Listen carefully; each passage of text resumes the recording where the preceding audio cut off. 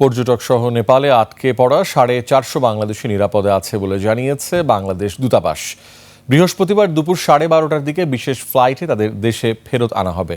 বাংলাদেশ জাতীয় ফুটবল দলকে ফেরত আনতে বিশেষ ফ্লাইটের জন্য নেপালি কর্তৃপক্ষের সাথে কথা হচ্ছে বলে জানিয়েছেন দূতাবাস কর্মকর্তা। সিরাত আল মুস্তাকিমের রিপোর্ট।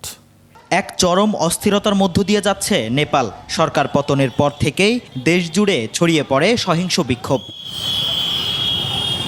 এই পরিস্থিতিতে সেখানে আটকা পড়েছেন প্রায় 450 বাংলাদেশি। এর মধ্যে আছে বাংলাদেশ জাতীয় ফুটবল দল, defence services command and staff কলেজের 51 জন প্রতিনিধি সহ বহু পর্যটক। বাংলাদেশ দূতাবাস সূত্রে জানা গেছে, আটকে পড়া বাংলাদেশিরা নিরাপদে আছে এবং তাদের ফিরিয়ে আনতে সর্বাত্মক প্রচেষ্টা চলছে।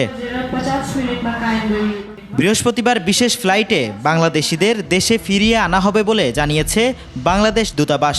তাদেরকে ফেরত পাঠানোর ব্যাপারে সর্বশেষ যে পরিস্থিতি, আজকে বেলা 3:30 থেকে ত্রিভুবন আন্তর্জাতিক বিমানবন্দরের কার্যক্রম সচল হয়েছে।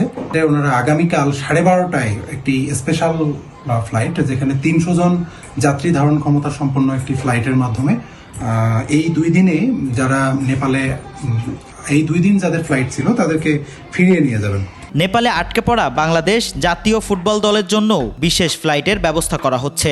আজকে ঢাকা থেকে একটি তাদের জন্য বিশেষ ফ্লাইটের ব্যবস্থা করার জন্য আমাদেরকে একটি চিঠি পাঠানো হয়। আমরা নেপালি কর্তৃপক্ষের সাথে যোগাযোগ করে যাচ্ছি প্রতিনিয়ত এবং চেষ্টা করতেছি সেই 32 সদস্য বিশিষ্ট ফুটবল দল, সাথে জার্নালিস্ট আছেন 17 জন, সবাইকে একই ফ্লাইটের মাধ্যমে ফেরত পাঠানোর জন্য।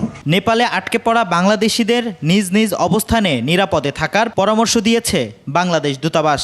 একই সাথে জরুরি প্রয়োজনে যোগাযোগের জন্য 2টি হটলাইন নাম্বারও চালু করা হয়েছে।